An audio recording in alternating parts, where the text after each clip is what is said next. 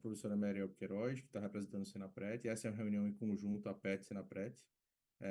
Teremos como palestrantes e debatedores o Dr. Antônio Carlos de Souza, Felipe Barros, Roseli Cruz, a Maria Cláudia Gatti e o Dr. Otto Willy Gruber Júnior. Vou só fazer uma breve apresentação aqui da PET, depois eu já passo a palavra diretamente aqui para a nossa coordenadora científica para conduzir os trabalhos. Então, só um segundo aqui. Não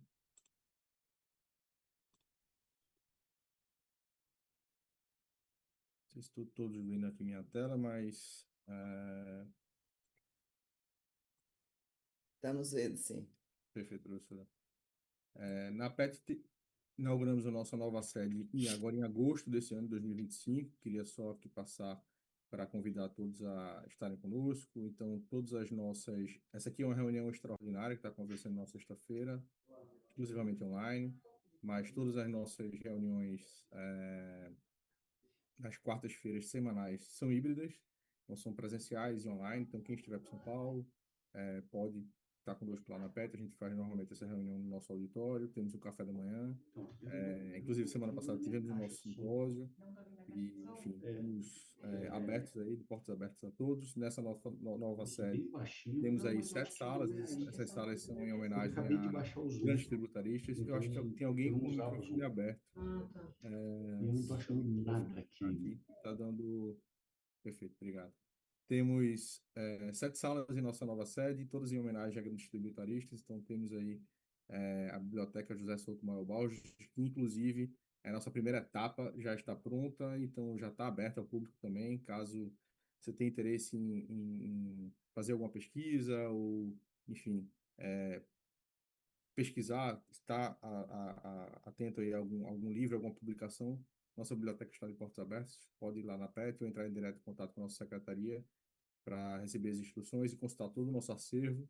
Temos também nosso auditório Ives Gandra da Silva Martins, a sala diretorial Leomar Beleiro, a sala de reunião Alcide Jorge Costa, também a sala de reunião geral da Taliba, a sala de aula Hugo Brito Machado, também a sala de diretoria Rubem Gomes de Souza. Então, novamente, nossa sede está de portas abertas. Caso queiram conhecer, estão todos convidados e aproveitem a oportunidade também numa reunião na quarta-feira para estarem presentes conosco, a reunião gratuita, temos um café da manhã, como já dito, e também é transmitido online pelo nosso canal de YouTube. Temos também na PET o nosso portal de notícias. Acho que há 3 meses nós lançamos esse produto, chamado Rota da Jurisprudência. Então, a gente faz o acompanhamento completo aí de todos os principais tribunais do país, tanto tribunais administrativos quanto judiciais. Estamos aí ampliando aí também para todos os TRFs. Atualmente temos lá as notícias do STJ, STF, CARF, TIT, também notícias que vêm relacionadas à reforma tributária. Estamos sempre atualizados com todas essas notícias que vêm saindo aí no dia a dia do mundo tributário. Também temos alguns artigos, o coluna do Rota, também o Rota da Contabilidade, notícias relacionadas à contabilidade também. Então, caso tenha interesse em acessar o nosso portal, rota.apet.org.br. Também fazer aqui uma propaganda das nossas revistas científicas, a revista.apet.org.br. Estamos aí na é, edição 52 da revista de Direito Tributário da PET e a edição 13 da revista de Direito Contábil Fiscal. Caso você queira submeter algum artigo científico para publicação em nossas revistas, só entrar lá em revistas.apet.org.br, verificar todos os requisitos lá do nosso editorial e submeter seu artigo para avaliação e eventual publicação. Então, fica o convite. Nossas revistas também, elas são divulgadas em meio digital, de forma gratuita, e temos também as versões físicas disponíveis no site da MP Editora, caso você também queira adquirir, mpeditora.com.br. Na PET temos 2 figuras aqui, o associado master e o nosso fomentador. E o associado master, caso você queira ter acesso a uma série de benefícios aqui na PET, em participação de cursos com desconto, participação dos nossos eventos, simpósios, colóquios, receber nossas revistas científicas de forma gratuita, física, semestralmente. Você pode ter acesso a isso entrando em apet.org.br, pegando todos os detalhes. Basicamente, a gente tem uma anuidade aqui em 2025 no valor de R$ 800 e tem uma taxa de matrícula de R$ 500 na primeira inscrição. Então, caso você queira ter esses benefícios e também acesso à nossa biblioteca de forma ilimitada, também acesso à nossa sede, para, enfim, reservar alguma sala de reunião, alguma coisa do tipo, você pode ser nosso associado master e fazer parte do nosso ecossistema da APET.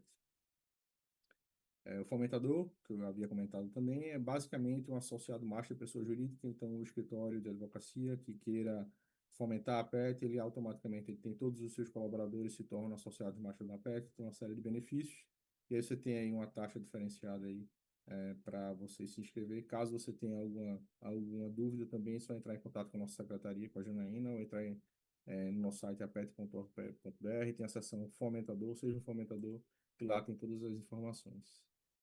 E aí, fazer a divulgação dos nossos fomentadores, JVF Tributos, a Galvão Virani Navarro, Zangiacomo e Bardella Advogados, Marcelo Diniz, Sociedade de Advogados, Fernandes Figueiredo, Françoso e Petros Advogados, Bergamini Advogados, Gaudêncio Advogados, Salúcio Marangoni, Parente Jabu Advogados, Queiroz Cavalcante Advocacia, Maria do Rosário Esteves Advocacia, Machado Nunes Advogados, Alvarenga Sociedade de Advogados, Vieira Rezende Advogados, a Finoc Ustra, Sociedade de Advogados, GHBP Advogados, Queramides Advogados, Magalhães Peixoto Advogados, Cunha Pontes Advogados, Souza Alcala Advogados e Avantas Consultoria e Participações.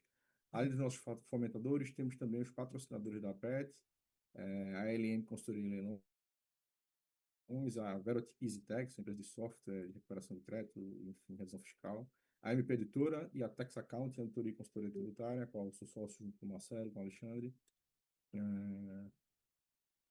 Os próximos cursos aqui da PET, encerramos o nosso ano letivo aí de 2025, mas já temos cursos abertos agora para 2026. O primeiro curso que já está em nosso site disponível é o curso de extensão de Imposto de Renda da Pessoa Física na Prática 2026. Então, será um curso com uma pegada bem prática e também já contemplando as novas alterações aí que vieram pela Lei 15.270, tributação mínima, dividendos, etc. Então, esse curso tem coordenação geral do professor Marcelo Magalhães e coordenação científica da professora Sônia Cioli, Elizabeth Livertucci e também a Júlia Nogueira, um time de craques aí para trazer questões relacionadas ao imposto de renda da pessoa física na prática. Esse curso terá início lá no dia 13 de abril, mas as nossas inscrições já estão em aberto. Por fim, temos também uma lista enorme de cursos APET gravados que ocorreram durante esse ano. Acho que tem mais de 30 cursos aí disponíveis em nossa plataforma EAD. Caso queiram acessar, é só entrar em apet.org.br e tem lá todos os cursos que já estão inteiramente disponíveis, só você se inscrever e poder assistir na íntegra. Acho que é isso, sem querer me alongar muito aqui, já passamos acho que 10 minutos. Queria só agradecer novamente a todos, agradecer a nossa audiência que está aqui conosco aqui no Zoom e também no nosso canal do YouTube. Agradecer aqui a Senapred pela parceria e já aproveitar e passar a palavra aqui para a doutora Maria Queiroz para conduzir os trabalhos. Obrigada, Fernando. Bom dia a todos e a todas. É um prazer mais uma vez estarmos aqui nessa parceria tão exitosa, né? A PET, Senapred, a PET, Associação Paulista de Estudos Tributários, e Senapred, Centro Nacional para a Prevenção e Resolução de Litígios de Conflitos Tributários, né? Parabéns à PET aí. A semana passada tivemos no grande congresso, né? Foi um êxito muito importante. E agradecer a todos os nossos debatedores que estão aqui tão cedo, na sexta-feira de manhã, para a gente fomentar esse debate e aprofundar as necessidades e o conhecimento das soluções dos passivos tributários na recuperação judicial, né? E a transação tributária hoje, para mim, é a política fiscal do Brasil mais importante, mais exitosa, até mais do que a própria reforma tributária. Ela está permitindo que grandes devedores que querem se regularizar e voltar às suas atividades econômicas possam se regularizar e, com isso, também a Fazenda arrecadar valores que jamais seriam pagos, haja vista a demora de processos em 15, 20, 30 anos. Na, na, eh, na recuperação judicial e falência, adquire uma importância mais especial ainda. Por quê? Porque a empresa que já está devendo muito, e aí veja só, por questões de crise econômica, questões sociais, tivemos a Covid, que até hoje ainda tem repercussões, ela está passando por um momento difícil, e aí vem exatamente a questão de poder resolver seus débitos tributários, que hoje, inclusive, é exigido na própria recuperação judicial, para que ela possa fazer a recuperação, homologar e aí, com isso, retomar sua atividade econômica, gerar empregos e recolher mais tributos. É isso que precisa. Gostaria de ressaltar aqui, com todo respeito, o absurdo parecer da TCU emitido essa semana, questionando a possibilidade de transação tributária e fazendo assim restrições ilegítimas, inclusive a forma de atuar da Procuradoria da Fazenda Nacional, doutor Felipe, da nossa solidariedade, injustamente. E aí eu digo sempre, qual o papel da TCU? Ele é simplesmente um órgão auxiliar do Congresso Nacional. Ele nem legisla, nem julga, e como ele só aconselha, né? E o parecer tem assim um equívoco básico, que é o fato de questionar a eficácia e a eficiência da transação tributária, quando o próprio parecer diz que já foram resolvidos mais de 3 milhões de processos e já foram feitas transações de mais de 720 bilhões de reais. Então, como é uma coisa ineficaz, se está trazendo arrecadação, está resolvendo a questão das empresas, a questão econômica das empresas, e com isso está beneficiando a própria economia do Brasil, porque essas empresas voltam a atuar com eficácia. Após o parecer da TCU, a Procuradoria da Fazenda, para esclarecer, né, emitiu o parecer, talvez o doutor Felipe fale nisso, ela emitiu uma nota esclarecendo que vai continuar com as transações, e o que é que acontece? Nesse caso, as transações já feitas não serão afetadas, até porque não poderia. Por quê? Porque todas as transações foram feitas nos limites da lei. Isso eu posso garantir, porque várias vezes fazer transações e estava nos limites da lei. E os descontos, inclusive, uns abaixo do que a lei permitia, por formas de computar outros fatores que não vêm ao caso. E, nesse caso, as próximas que derem entrada que poderão ser impactadas com relação à compensação do prejuízo fiscal, no sentido de que vai haver um limite de 65% para abranger as duas. O que eu entendo o papel da Procuradoria, um papel preventivo, de tentar não criar qualquer restrição. Hoje saiu no Valor Econômico a doutora Mariana dizendo que vai ser feito um recurso, né? E nós, as entidades, o IBAJUDE, que a doutora Roseli é presidente, e várias outras entidades, 19 entidades, entramos fizemos uma nota pública que já está circulando, no sentido de mostrar o equívoco da interpretação, porque é uma interpretação e não uma lei que diz o que o TCU está dizendo. Então, isso, inclusive, pode ser questionado. Na recuperação judicial, como eu já falei, a importância do uso do prejuízo fiscal ela é enorme. Por quê? Porque sem considerar esse prejuízo fiscal, a empresa não vai se recuperar, não vai poder fazer a transação e aí ela pode ser levada à falência. O que é um absurdo, porque o artigo 170 da Constituição diz que é para haver um incentivo à atividade econômica, porque a atividade econômica gera emprego, gera renda, paga imposto e faz a economia do país girar. Então, gostaria aqui de falar sobre essa nota, muito importante. Doutor Brigagão está junto comigo nessa luta, exatamente para esclarecer junto ao TCU o que é o papel do prejuízo fiscal e da base de cálculo negativa. Não é um benefício fiscal, ela é o cômputo da apuração do imposto sobre a renda. Ou seja, só haverá renda a ser tributada depois de compensar o prejuízo. E quando há compensação do prejuízo, na realidade está havendo uma antecipação do futuro, que esse prejuízo poderia ser compensado sem limite de tempo. Então, na realidade, só está antecipando para possibilitar haver um reequilíbrio, uma reestruturação dessa empresa. Então, fizemos essa nota, estamos publicando e estamos aí mostrando que há um equívoco nessa interpretação. Bom, hoje estarão conosco aqui o doutor Felipe, que é procurador da Fazenda Nacional, coordenador nacional de insolvência da PGFN, bem-vindo, doutor. Doutora Roseli, sócia fundadora e CEO do Cruz Amaral Vilela e Magalhães Sociedade de Advogados, by New Law, e fundadora do IBAJUD, Instituto Brasileiro de Insolvência, que vem lutando aí exatamente por essas empresas em recuperação judicial. Bem-vinda, doutora Roseli, parabéns pelo seu trabalho. Doutor Otto Gubel Júnior, advogado especialista em reestruturação de empresas, bem-vindo. E Antônio Carlos de Souza, advogado sócio de Queiroz Advogados, professor do IBET e vice-presidente do Senapred. E eu, Merielme Queiroz, que sou presidente do Senapred, que estamos aí nessa luta exatamente pela consensualidade para que ela possa. Os litígios não têm mais sentido, os litígios hoje congestionam o judiciário, não resolve a vida da empresa, a fazenda não arrecada. Atualmente eu estou com um processo de 40 anos, para você ver como demora. 40, não fui eu que comecei, né? Foi outro advogado e eu estou apenas 2 anos. Graças a Deus ganhamos no STJ semana passada. Publicamos recentemente esse livro, A Consensualidade no Direito Tributário, doutora Annelise, Procuradora-Geral da Fazenda Nacional, que está coordenando comigo, e doutora Rita Nolasco, o prefácio do ministro Barroso e a prestação do ministro Messias da AGU. Então, vamos dar início à nossa live de hoje para discutir exatamente esses impactos que acontecem na recuperação judicial com a transação.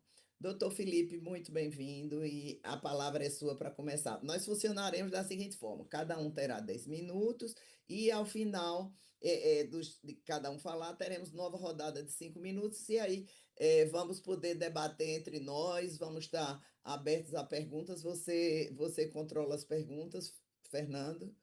E obrigada por estar aqui também com a gente, Fernando, fazendo essa live acontecer. Doutor Felipe, 10 minutos, a palavra é sua, sem querer ser chata. Já agradecendo, eu vou dar um aviso para vocês quando tiver nos 10 minutos. Obrigada, viu?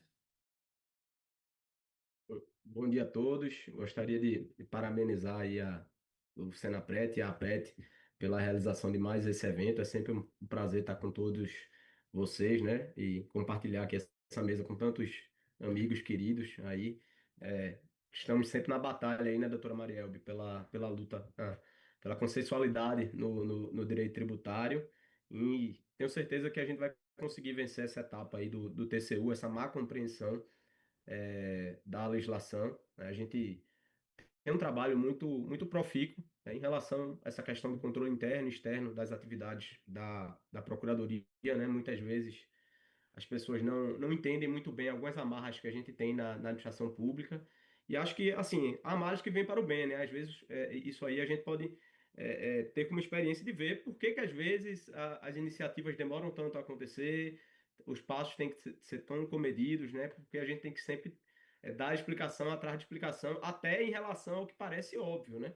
Porque, com devido respeito ao TCU, me parece que esse ponto aí do prejuízo, a legislação é muito clara, até do ponto de vista da evolução legislativa, né? Assim, até 2022 não havia essa possibilidade, então, evidentemente que o prejuízo ali veio como um plus, né?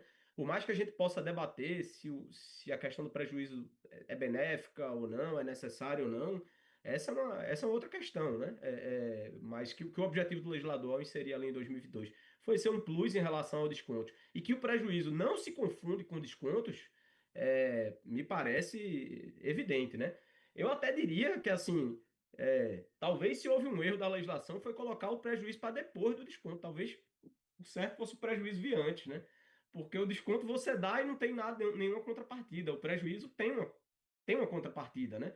Por mais que exista todo um debate sobre se a sistemática de prejuízo fiscal no Brasil está correta, se não está, limitação, enfim, prazo, mas o fato é que é do jeito que é hoje e, enfim, acho que a gente vai vencer essa batalha aí no TCU.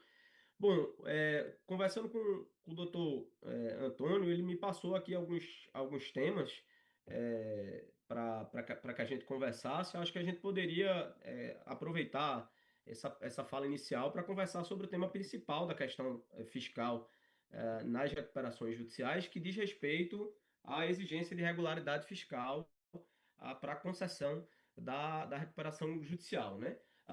até a reforma de 2020, né, que entrou em vigor em 2021, a gente tinha um entendimento muito bem sedimentado do STJ, no sentido de que havia uma mora legislativa quanto a formas de equacionamento do passivo fiscal para empresas em recuperação judicial e que, portanto, o judiciário tinha a prerrogativa de dispensar a exigência lá prevista no CTN e na Lei 11.101 de comprovação da regularidade fiscal para concessão da recuperação judicial, que é aquela etapa ali de, vamos dizer, homologação do plano de recuperação judicial aprovado pelos credores ou imposto pelo juiz nas hipóteses excepcionais lá do cram-down.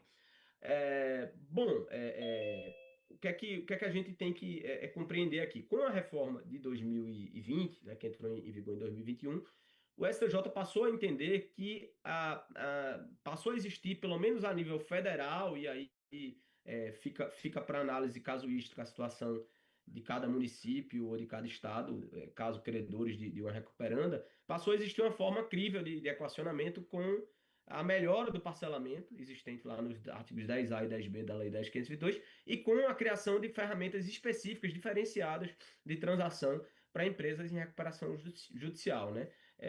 Muitos podem não saber, mas existe um pedaço da lei de transação que está fora da lei de transação, tá fora lá da lei 13.988, que é o artigo 10C da lei 10.522, porque a ideia era que a transação nascesse só para recuperandas, mas acabou saindo por medida provisória, e aí ficou lá um pedaço da lei para sair só com a reforma da lei de falência, que veio a se tornar justamente o artigo 10C da lei 10.522, que traz alguns benefícios adicionais lá para as recuperandas, como o que eu chamo de stay period fiscal, um limite ampliado de descontos, enfim, uma série de benefícios adicionais.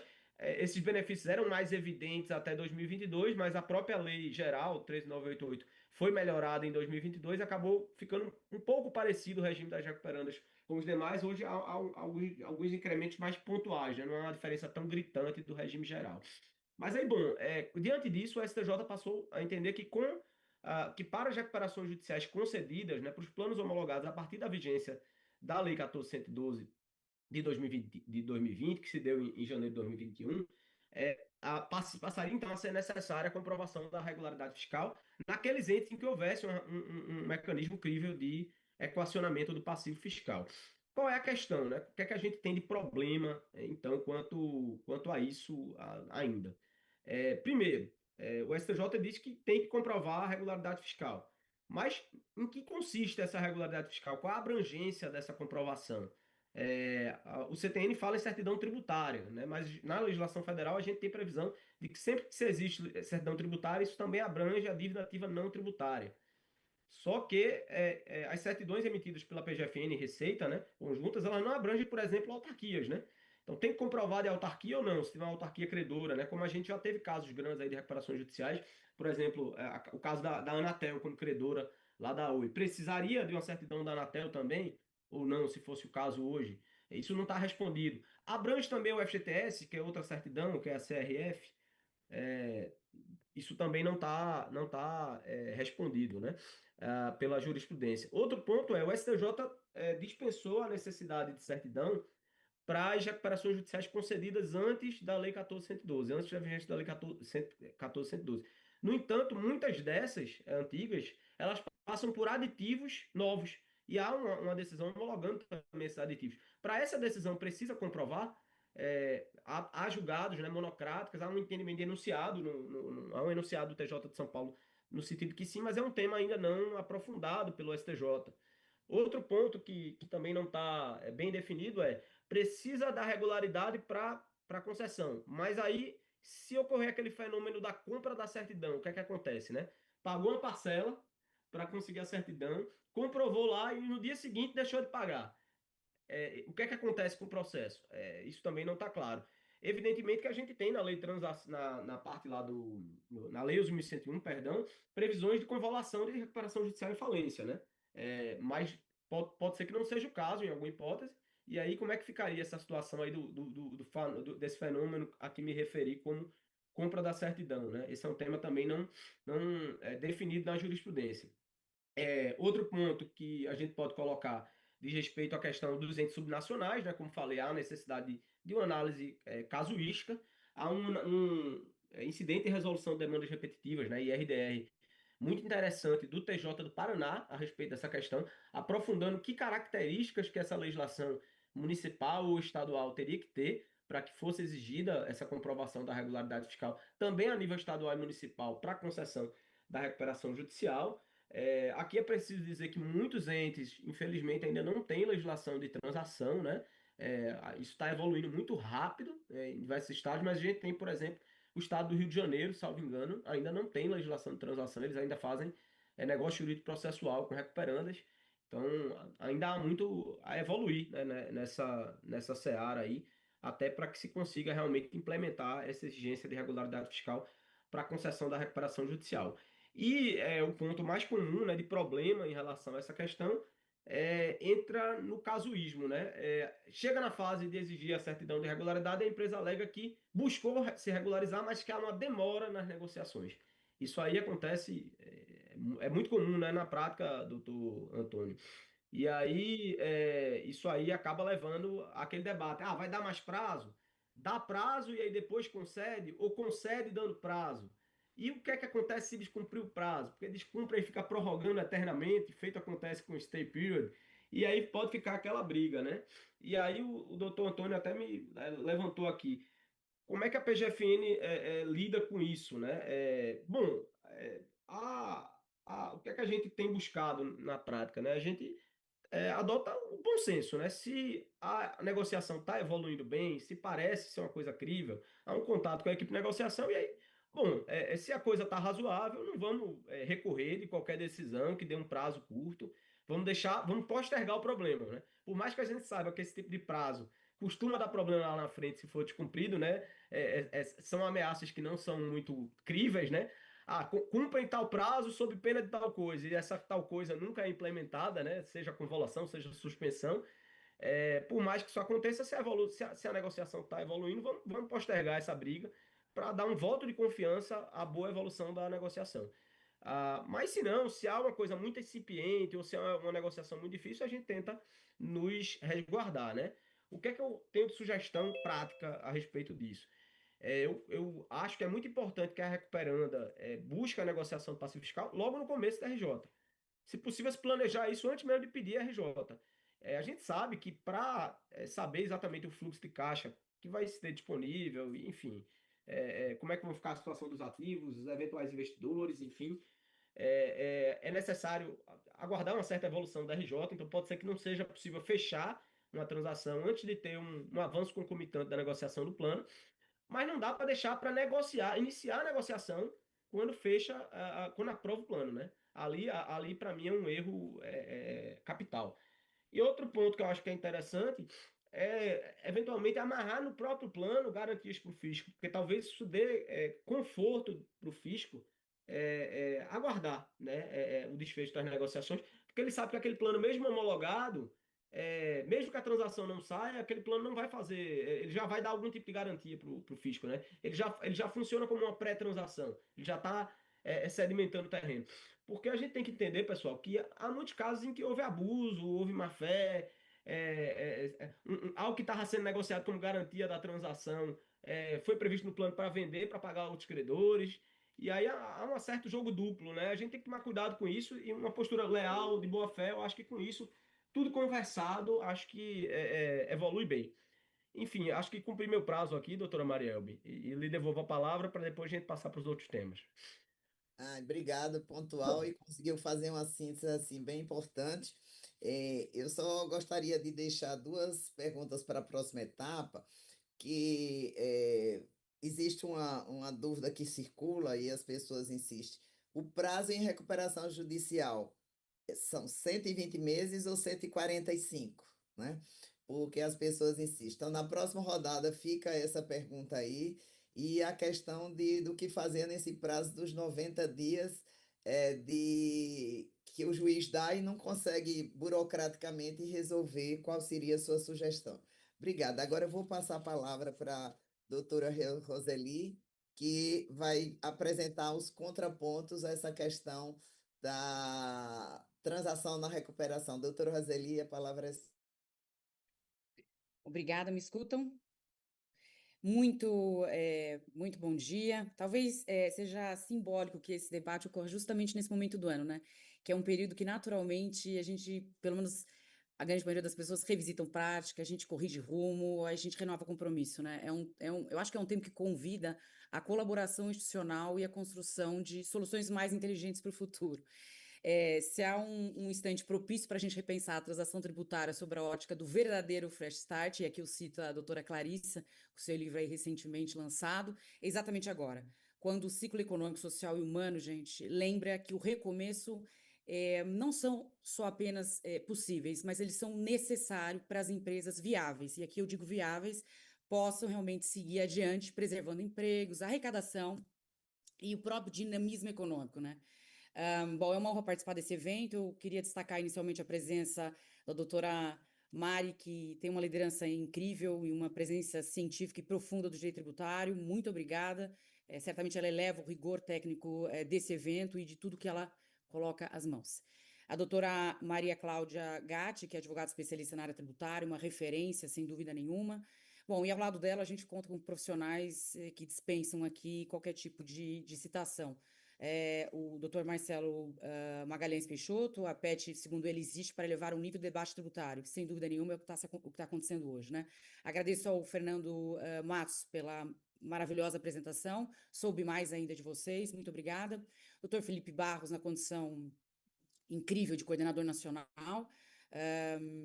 eu acho que o seu papel é mais do que central, né? Ele impõe realmente o que é necessário a gente mudar e a gente repensar aqui sobre a ótica da efetividade dos processos de recuperação e falência, inclusive sob o ponto de vista do fisco, né? Porque é necessário a gente pensar em todo o interesse público envolvido. Doutor Otto, advogado, amigo, reconhecido aí, sem dúvida nenhuma, pela toda a análise que ele faz, não só jurídica, mas econômico-financeira, que é necessária para a reestruturação. Doutor Antônio Carlos Souza dispensa também referências, mas eu não poderia deixar de citar pela formação sólida e trajetória acadêmica imbatível, né? Bom, a presença de cada uma dessas pessoas e esse ambiente é o que a gente precisa em primeiro lugar, é o diálogo. E ele tem que ser maduro, ele tem que envolver o fisco, ele tem que envolver o judiciário, ele tem que envolver a advocacia, os agentes econômicos. Eu acho que nós temos que envolver agentes econômicos. Como fundadora do Ibajude, eu testemunho aí diariamente os obstáculos que as empresas enfrentam, né? É uma burocracia fiscal um pouco natural da história, mas eu acho que é necessário que a gente supere um pouco isso, que a gente realmente tente pensar de uma maneira um pouco menos burocrática. Eu acho que até citou, já foi citado isso aqui hoje, né? Eu percebo sinais de mudanças concretas, mas eu acho que ainda falta um pouco mais de abertura para o diálogo e um pouco mais de racionalidade nas negociações, né? Eu acho que isso é extremamente importante. Então, eventos como esse, eu volto a dizer, eles não só são encontros, né? Eles são espaços onde a gente consegue realmente, ou tenta se conectar mais com a prática e realmente com caminhos um pouco mais inteligentes e equilibrados para conseguir obter essa efetividade que tanto se busca aqui para todos. Como se diz aqui, é muito difícil, né? Já é difícil você empreender, já é difícil você estar no mercado, mas imagina superar uma crise, né? Você tem uns desafios ainda maiores. Bom, e aqui não poderia deixar de ser, porque acho que eu sou um pouco ousada, sabe, Mari, pessoal? Eu acho que a gente poderia pensar numa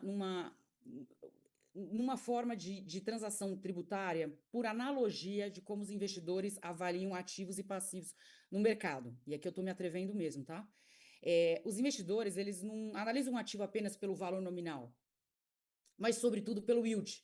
Ou seja, é uma taxa de retorno projetada em sua capacidade real de geração de resultados a longo prazo. Em outras palavras, é um ativo que não apenas vale pelo que ele representa em números estáticos, mas pela performance futura que ele é capaz de entregar. Puxa, mas por que você está falando disso, né? É porque eu, pensando, o que eu poderia colaborar com uma coisa um pouquinho fora da caixa, ou tanto sem caixa, adoção de parâmetros do mercado. Então, o yield como um yield fiscal, uma maneira de recuperar e ter o retorno com o fisco a depender de como é que essa empresa vai se portar ao longo do tempo. Então, transportando essa lógica para o ambiente fiscal, seria o passivo tributário pode ser remodelado, poderia ser remodelado como um ativo de recuperação do Estado, cujo retorno financeiro seria um yield fiscal? Por exemplo, calibrado de acordo com uma performance econômica do contribuinte ao longo desse tempo? Então, em vez de exigir pagamentos pesados, descolados da realidade operacional da empresa, o fisco poderia passar a adotar uma métrica racional semelhante aos atos de mercado. Quanto maior a geração de caixa, o desempenho econômico, e aquilo vai se materializando, você tem um maior retorno de yield capturado pelo credor público. Aqui, de novo, né, eu peço licença poética para criar aqui, tá? E para provocar. Esse modelo poderia estabelecer parâmetros mais objetivos, né, alinhado às boas práticas de análise de risco, capacidade de retorno. É óbvio que a gente está falando muito na economia, né, muito da economia voltada para essa métrica que poderia criar, permitindo que a empresa mantivesse a sua liquidez, que eu acho que isso é extremamente importante, né, nos estádios iniciais de reestruturação, e simultaneamente garantindo ao Estado um fluxo de arrecadação crescente e sustentável, não baseado somente numa pressão imediata de evolução real da atividade empresarial. Então, a adoção dessa ousada, acho eu, né, ótica de mercado, a gente teria uma transação tributária, ela deixaria de ser um mecanismo simplesmente meramente concessivo e estático, mas como uma estratégia de que o fisco poderia ser um credor mais eficiente, mais racional e orientado à maximização ao longo do tempo. Então, seria basicamente a gente deixaria como se fosse, se você tem uma melhor equalização dessa empresa, teria-se um mínimo, mas você poderia ter mais, e aquilo, conforme evoluindo, o fisco poderia ter uma arrecadação maior, né, ao longo do tempo. Bom, e aqui é importante, acho que destacar, eu acho que talvez o doutor Otto também concorde com isso, é que a gente tem diferentes regiões, o Brasil é muito grande, são vários Brasis, né, gente? Então, e segmentos também com formatos de aplicação diferentes. Então, se você falar do agro, você tem umas situações específicas. Se você falar de empresa de tecnologia, o varejo, você tem que, então, talvez adequar as áreas, né? Entender um pouco desse sistema específico de cada área do Brasil, ou de regiões do Brasil, e também, obviamente, do segmento, né? Eu acho que gostaria de trazer um pouco de algumas experiências internacionais, mas eu não sei se o momento é agora. Não sei se fica para uma segunda rodada, porque eu também nem sei como é que está o meu tempo. Então, como eu fui muito ousada, ainda tem 3. Bom, muito bem. Então ainda acho que eu posso continuar falando.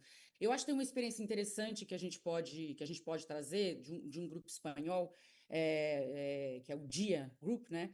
E ali tem um negócio muito interessante, que é uma distribuidora internacional de alimentos, não sei se conhece, né? Enfrentou uma crise enorme em 2018, 2019, né? E foi marcada por um endividamento extremamente elevado, que é absolutamente comum, e passivo fiscal e trabalhista extremamente significativo, né? Chegando ali na iminência da insolvência. E teve uma coisa extremamente interessante, que a agência tributária espanhola, ela autorizou parcelamentos especiais escalonados, semelhante um pouquinho do que eu tentei descrever antes, mas, obviamente, eu ainda estou trazendo uma questão desse tal de yield fiscal, mas, então, houve a suspensão das execuções fiscais, reconheceu-se o interesse público na manutenção das atividades, né? E esses mecanismos combinados com uma renegociação bancária, por óbvio, né? E homologação judicial de acordo de refinanciamento, e, obviamente, associado a um aporte, né? de capital, você conseguiu ter, de fato, uma efetividade. E aí, a agência tributária espanhola conseguiu com que, não só essa empresa, quer dizer, reconhecendo que o passivo fiscal era extremamente necessário e renegociável e ter a transação, né, para que pudesse realmente que essa empresa se recuperasse. E isso foi feito. E isso foi feito de uma forma até relativamente rápida e acho que traz aí uma experiência interessante. Se você pegar esse modelo, tem outros, né? Podia citar a General Motors nos Estados Unidos. Também é um caso de uma eficiência enorme lá em 2008. Eu não estou falando da situação dela atual, né? Mas isso também aconteceu. E foi em 40 dias que isso se resolveu de uma maneira muito inteligente. Então, sobre essa perspectiva do que eu estou trazendo, já estou finalizando aqui, desse tal de yield fiscal que eu chamei, mas o yield é só uma maneira, talvez, de colocar as coisas, doutor Antônio, é um escalonamento de pagamento vinculado ao desempenho econômico efetivo da empresa e dialogar com práticas consolidadas nos ordenamentos jurídicos mais modernos, talvez trazer isso para o Brasil. E a capacidade contributiva seja avaliada de forma dinâmica e não estática. E cria, eu entendo que poderia ter um ambiente em que o pagamento do fisco cresce à medida em que a empresa se reergue.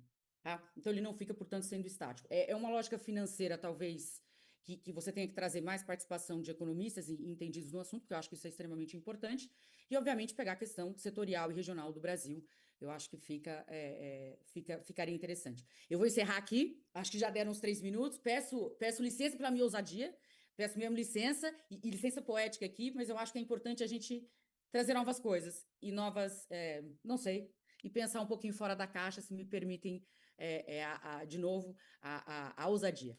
Muito obrigada novamente, por poder participar com vocês desse brilhante evento. Olha, adoro mulheres ousadas, né? E parece que a gente usa mais do que os homens, viu, meninos? Com todo respeito. E aí eu gostaria, as sugestões já estão anotadas, né? E aí eu vou colocar a seguinte questão. A gente está, no momento, fazendo uma negociação interessante exatamente sobre isso, né? A empresa é sazonal, e aí se ela só vai poder pagar quando tiver safra, né? Ou seja, então colocar isso aí, mas eu entendo as amarras da procura. Entendo, mas não compreendo as amarras da Procuradoria, né? É um instituto muito novo, é uma mudança de cabeça, e veja o que aconteceu. Eles, com toda prudência, aparece um parecer desse maluco do TCU, e aí eu me coloco à sua disposição, Roseli, para que a gente possa. A gente está querendo fazer sugestões para um projeto de lei em andamento sobre transação e colocar essa abertura, porque na realidade, a PFN fica meio limitada, com toda razão, mas fica limitada aos parâmetros legais. Então, a gente colocar isso num projeto de lei seria interessante. A gente está pensando em fazer sugestões para um projeto que está aí e já fica convocado, porque é o seguinte. Junto de mim, da ideia, eu gosto e a gente já vai botar para trabalhar. Obrigada por sua brilhante participação. Vamos ouvir o doutor Otto, que é especialistíssimo em reestruturação de empresas, né? Obrigada, Otto. Foi ele que me botou em contato, inclusive, com o Ibajude, que eu agradeço, porque é um outro mundo, uma outra cabeça, né? Que a gente, eu lido com empresa em recuperação, mas quando a gente está lá dentro é que a gente vê como é que funciona. Doutor Otto, a palavra é sua. Muito obrigada pela sua presença. Bom dia a todos. Primeiro, eu agradeço, Mário, o convite. É um convite para mim especial, né? Eu estou acostumado a falar só para a empresa devedora, estou acostumado a falar mais sobre recuperação judicial, muito menos sobre tributário, né? E eu acho que eu poder participar um pouquinho com um pouco de experiência, e eu acho que se eu puder ter uma licença aqui de falar que eu quero mais passar um pouco da experiência do que eu vivo no dia a dia sobre isso, do que efetivamente talvez trazer alguma coisa um pouco mais técnica, que eu acho que os técnicos aqui já falaram e foram muito bem, né? Doutor Felipe, doutor Fernando, doutor Antônio Carlos, prazer falar com vocês. Maria Cláudia, sócia e amiga de longa data, e Roseli, nem se fale, né? Longa data, muito longa data, né, Roseli? A gente não conta para ninguém, mas a gente estudou junto, na mesma classe, né, Roseli? É E quer verdade. queira, quer não, o Não fala destino. muito sobre os anos, não precisamos, podemos Não, conversar. foram 5 anos no máximo, acho, né? Mas assim, por incrível que pareça, o destino fez com que a gente se cruzasse depois um pouco mais no mesmo meio, no mesmo trabalho, e a gente se dá super bem. A gente trabalha para o Ibajude, eu sou um aficionado pelo Ibajude, eu acho que assim, tem um brilho no olhar de falar do Ibajude, porque eu gosto porque a gente tem esse tipo de discussão que a gente está tendo aqui, na verdade, que é uma discussão para tentar evoluir o sistema de recuperação, nesse caso aqui, o sistema de recuperação, inclusive com tributos. Então, é muito puro, eu acho, que essa vontade e esse brilho que a gente tem. Quer dizer, é realmente uma tentativa de evolução para fazer com que a coisa dê certo. Tá? Então, eu acho que é por aí. Então, a licença poética, Roseli, essa. Se você, eu vou usar a sua palavra aqui também. Eu também tenho essa licença poética para poder falar um pouquinho sobre isso, né? E falar, Mari, que assim, sobre projeto de lei é importante, porque por mais que a gente queira fazer alguma coisa diferente aqui, os procuradores e, obviamente, os representantes da União, da Fazenda, enfim, eles estão amarrados e eles não podem fazer nada diferença, inclusive sob pena de crime, sob pena de serem fiscalizados. Quer dizer, a gente precisa trabalhar no tridimensionalismo aqui para poder construir alguma coisa diferente que possa gerar um resultado, né? Mas todos nós, né? Todos nós, quer dizer, não só os advogados de recuperanda, não só os advogados de credores, talvez, não só os promotores, juízes, mas inclusive os procuradores, falando, olha, isso aqui talvez não está dando certo, nós precisamos mudar isso aqui para poder fazer alguma coisa melhor. Então, eu acho que esse é o convite que eu quero fazer para vocês. E aí eu vou trazer, com a autorização dos meus clientes, sem fazer nada de errado aqui, tá? Dois casos práticos que eu acho que é o que deu certo e o que deu errado, e talvez o que a gente possa fazer, né? Vou começar pelo que deu errado, né? Nosso escritório aqui, eu, a Maria Cláudia, a Carol, enfim, toda a nossa equipe, a gente fez a recuperação judicial do Guarani, né? Do Guarani Clube de Futebol, né? E essa recuperação ela não foi bem, ela foi muito bem, né? Apesar do Guarani não ter ido tão bem assim na Série C, a recuperação foi bem, tá? E nós chegamos num ponto que o juiz decidiu falar o seguinte: olha, eu vou suspender a recuperação judicial em virtude da não apresentação da certidão negativa de débitos, né? E para vocês terem uma ideia, nós fizemos um pedido para a Prefeitura de Campinas, e imaginem, o estádio é gigante, então nós temos uma dívida de IPTU razoável, né, Maria Cláudia? Para discutir, e a Prefeitura de Campinas sim acenou com uma possibilidade de, inclusive, criar uma lei de parcelamento diferente, que ela já tinha tido uma lei dessa no passado para associações esportivas, né? Mas no federal não conseguimos nada. Então, a determinação do juiz, que é um juiz muito bom e diligente, e não é culpa dele, na verdade, ele está cumprindo a lei. Ele determinou o seguinte: ó, suspende a recuperação judicial. Vocês imaginam a gente com uma recuperação judicial, pagando todo mundo, estamos pagando, quer dizer, pagando o trabalhista, pagando o quirografário, com dinheiro novo, o que é importante, o outro lado da moeda, né?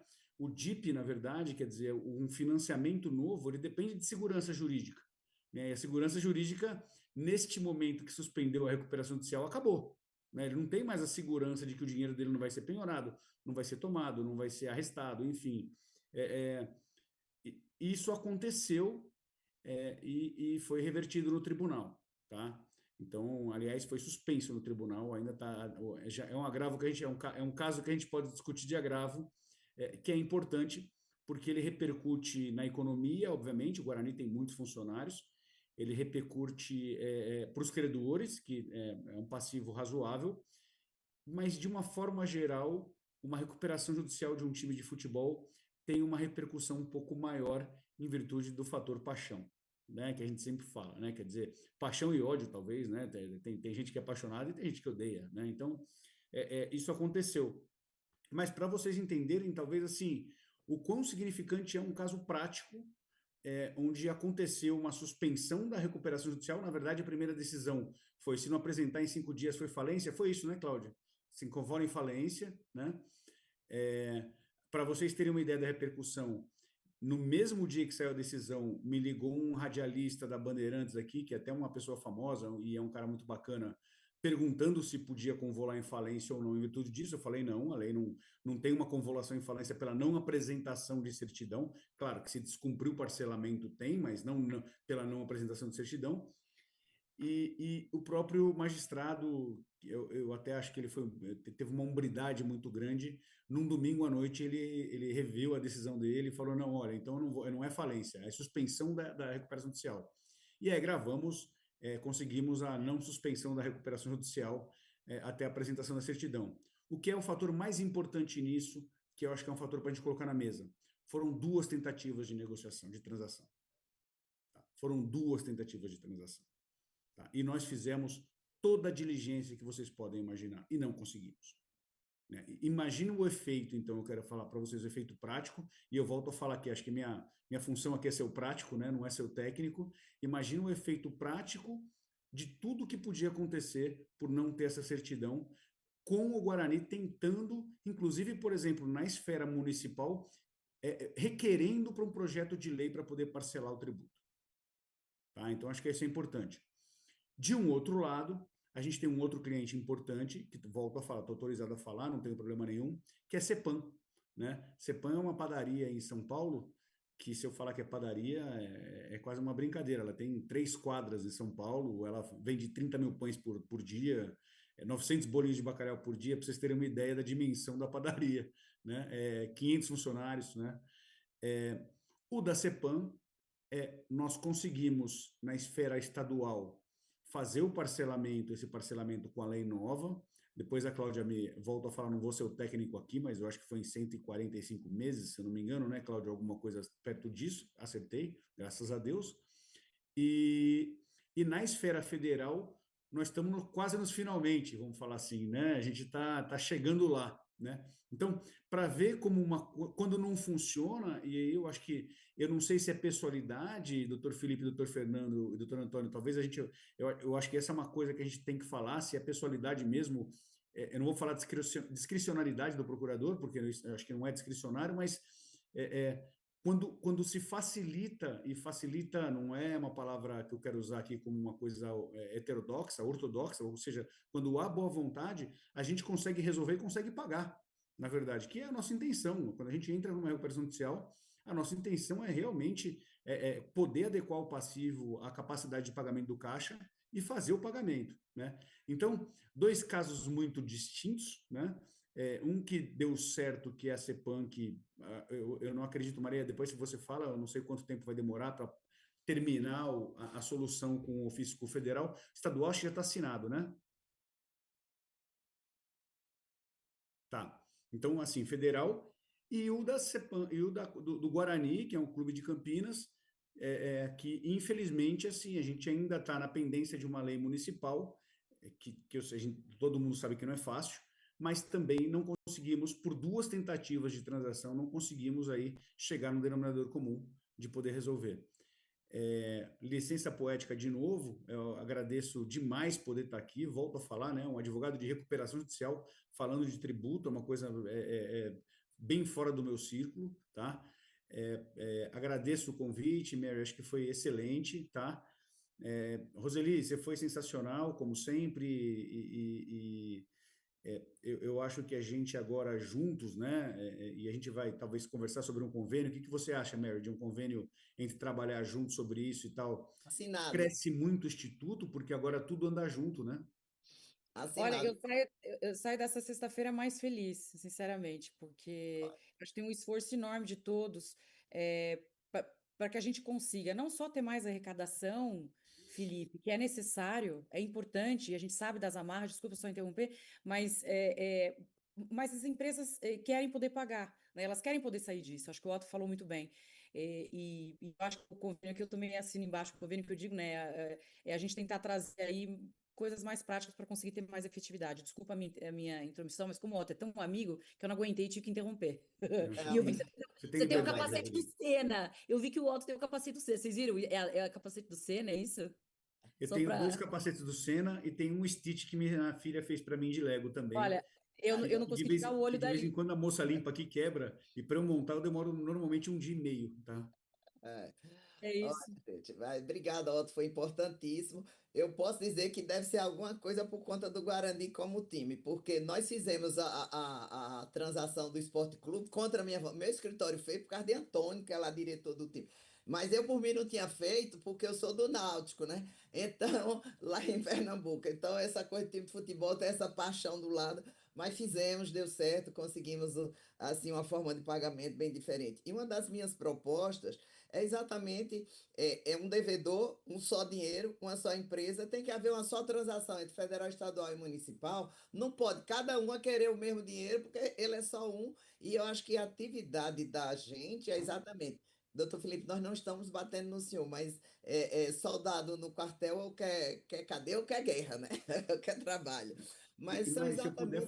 se eu puder fazer aqui um caminho, eu acho que a gente abre aqui um canal de conversa muito bom para poder fazer o Instituto melhorar mesmo, né? De repente a gente tem um canal, né, Felipe, doutor Felipe, da gente poder tentar fazer a coisa evoluir. Volto a falar aqui, para o bem de todos, né? Quer dizer, para melhorar a arrecadação, para recolher tributo e, obviamente, cumprir a função da empresa, que é manter emprego, enfim, manter a função social da empresa, a economia girar. Eu acho que essa é a nossa função aqui, né?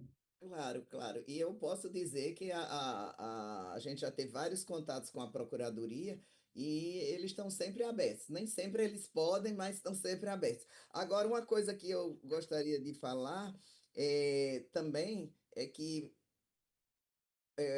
foi votado o projeto de lei devedor quanto mais, e ele é uma coisa absurda, né? A empresa que é devedora quanto mais não pode ter RJ, não pode ter transação, não pode isso, não pode ter aquilo. Gente, fraudador tem que ser, a empresa tem que ser morta.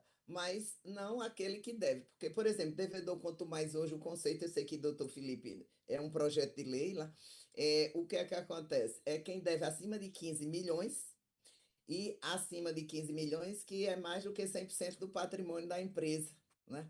Então, esse conceito é absurdo, porque aí vai matar a empresa, porque não entra RJ em transação. Fraudes como essas recentes que têm aparecido tem que ser combatida com a legislação que já tem aí. E não ficar, por conta dessas fraudes, limitando a empresa que é inadimplente, porque não pode. Foi crise. Eu estou com várias empresas que ainda até hoje sofrem a questão da Covid. Mas muito obrigada, doutor. Está assinado o convênio publicamente, né? E doutor Felipe, ó, depois quando você voltar, eu vou lhe dar 10 minutos só para você responder isso tudinho aí, tá bom? Doutor Antônio Souza, agora é sua vez. Bem, bom dia a todos. Agradeço demais a oportunidade de estar debatendo desse tema, que eu brinco sempre, né? Esse tema que ele conseguiu unir meus estudos na área acadêmica com a minha atuação prática. Então, aqui falo na qualidade de professor dessa área, mas também na qualidade de usuário dessa política pública, que é a transação tributária. E aí eu queria fazer uma contextualização com relação, para mim, os principais problemas da transação tributária na recuperação judicial e insolvência, porque, ao contrário do TCU, não estamos na Alemanha. Tá? Ao contrário do que o TCU pensa, não estamos na Alemanha.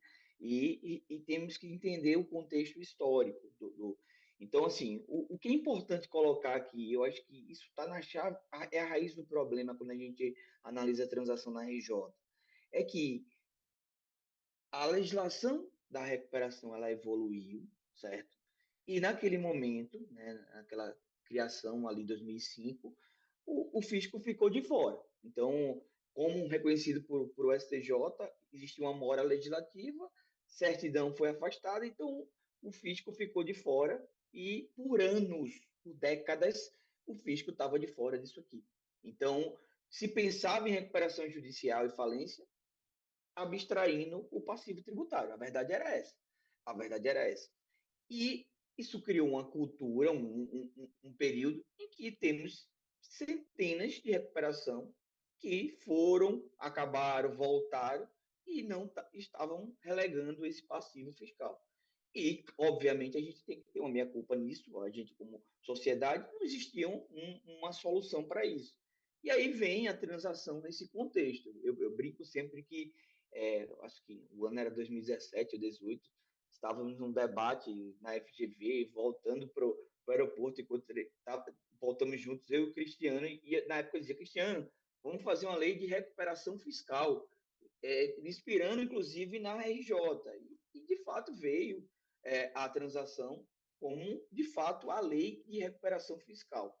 Mas o que é que isso gerou? A gente tem a transação vindo em 19, sedimentando em 20, vem essa alteração em 20, mas a gente tem um estoque passado muito grande. Então, como o doutor Felipe falou, quando a gente vê uma RJ nova, vamos dizer assim, na concepção da modelagem econômica de recuperação, você coloca o tributo na equação. Mas todo esse passado que a gente tem pré-2020, não se colocava isso, né, na equação. Então, a gente tem aí um estoque grande a enfrentar.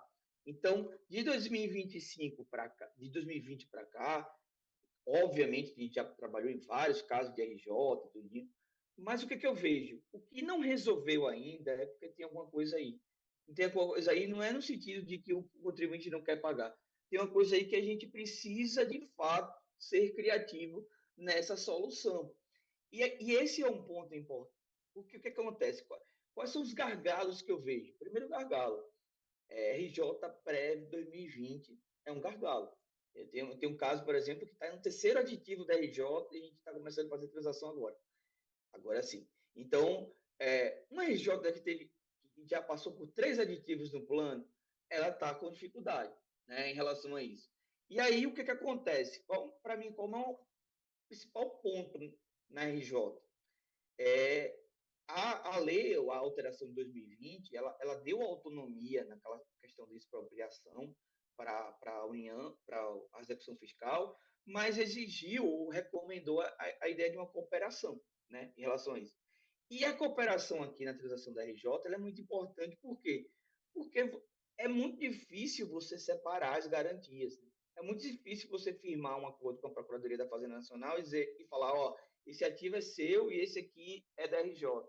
Então, cada vez mais, você vai precisar, por exemplo, eu tenho uma negociação que a gente está atuando, em que a gente está oferecendo 30% de qualquer UPI realizado na RJ vai para pagamento ou eventual garantia da transação. E aí, qual é digamos assim, a dificuldade disso?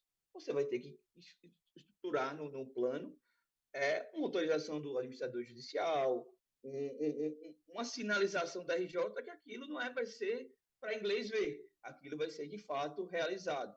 Então, assim, essa colaboração RJ e recuperação judicial e transação tributária, ela é uma necessidade. E aí, por isso que eu digo que o papel da coordenação de RJ nacional ele é muito importante, que a coordenação ela não negocia, mas ela dá o suporte para a equipe de negociação nesse ponto. Por quê? Quem é que vai fiscalizar esse plano? Quem é que vai dar o ok para esse tipo de cláusula? Tem que ser a coordenação, né? Que vai acompanhar as RJs, que vai acompanhar isso. Então, assim, hoje eu vejo que esse estoque passado aqui, ele dá muito mais trabalho, penso eu, do que as novos planos. Porque os novos planos você já coloca na equação o passivo fiscal. Então, esse é um ponto. Um segundo ponto, que aí eu já vou fazer, vou falar, devolvendo ou provocando o doutor Felipe, para mim hoje um ponto crucial nessas recuperações é a questão do FGTS. Infelizmente, a gente tem um problema sério em relação ao FGTS, que é um histórico de acordos trabalhistas, ou até mesmo no próprio bojo da RJ, colocando o FGTS. E aí, quando a gente vai negociar o passivo fiscal, tem lá a CDA do FGTS. E aí, o que é que eu escuto de 10 entre 10 clientes? Não, mas eu já paguei isso. Pagou aonde, amigo? Ah, paguei no processo trabalhista. E aí fica a Fazenda de um lado dizendo, olha, esse acordo não vale porque não foi recolhido por fundo, e o contribuinte dizendo, não vou pagar de novo porque eu já paguei. E aí qual o problema disso? Você tem a danada das verbas rescisórias, que sequer pode ser objeto de parcelamento ou coisa, e praticamente tem inviabilizado ou dificulta muito a celebração do acordo. Então, isso é um problema que, na minha visão, precisa de um tratamento, pelo menos para zerar esse passado, esse estoque, e a gente partir para o futuro, pós-social, de uma maneira mais, digamos assim, adequada. Eu até estava lendo seu artigo, viu, doutor Felipe, em relação a isso, ó, fazer propaganda aqui, o livro, não sei se agora, o livro que trata realmente de questões envolvendo RJ, e o doutor Felipe publicou um artigo exatamente sobre o FGTS. E hoje é o maior calo das negociações, é o FGTS. Por quê? Porque às vezes o plano de pagamento está ok, uso de prejuízo está ok, toda a estruturação do negócio está ok. Surge um passivo de FGTS que tem que ser pago à vista, né, em relação a isso. E por conta de todo esse contexto, não vai ser solucionado. O que eu tenho defendido muito nesses casos de FGTS é a celebração de um acordo à parte, não no sentido de transação, mas sim um negócio jurídico processual, um plano de amortização, que na minha visão não está vedado, tá? O plano de amortização para isso, porque se não tem desconto, eu posso fazer um plano de amortização via negócio jurídico processual e tentar, nesse negócio jurídico processual, ao menos, equalizar essa questão da duplicidade. Porque eu sei que tem verba que é do fundo, tem verba que é do trabalhador, e evitar esse bis in idem, né, em relação a isso. Então, hoje, na minha visão, é um grande problema para fechamento de transação na RJ, são essas questões envolvendo o FGTS. Eu queria levantar esse ponto, eu acho que é relevante a gente discutir aqui, e eu venho defendendo exatamente a gente nesses casos de verba rescisória, discussão de duplicidade, de a gente fazer um negócio jurídico processual paralelo e seguir com a transação, porque senão, às vezes, fica praticamente inviabilizado o fechamento do acordo. Eu devolvo a palavra aqui, doutora Marielme, já agradecendo a oportunidade de debate. Obrigada, Antônio. Realmente essa questão do FGTS ela é bastante delicada. Pelo visto, a gente vai estar aqui com um projeto de lei, né? Porque cada um está colocando pontos super importantes que precisa a gente analisar com cuidado.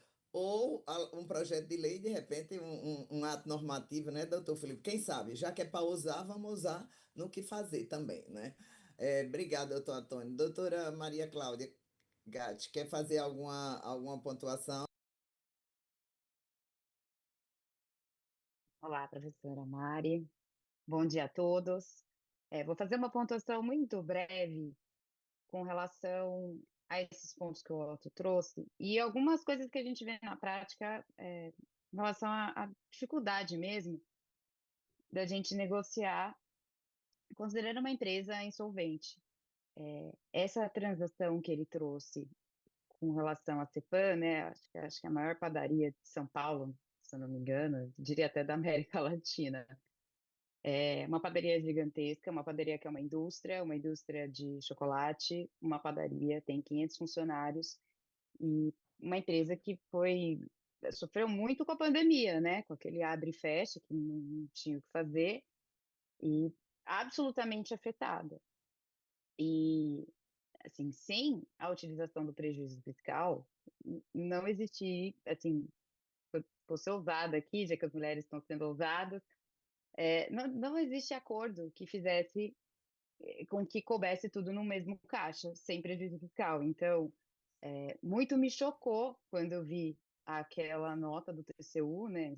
Acho que, não sei, é difícil até colocar aquilo como uma nota, mas acho que realmente veio, acho que de um lugar de um desconhecimento muito grande de como funciona um acordo de transação e como o prejuízo fiscal ele chega a ser uma condição sine qua non para uma empresa insolvente, esteja ela em recuperação judicial, extrajudicial, né?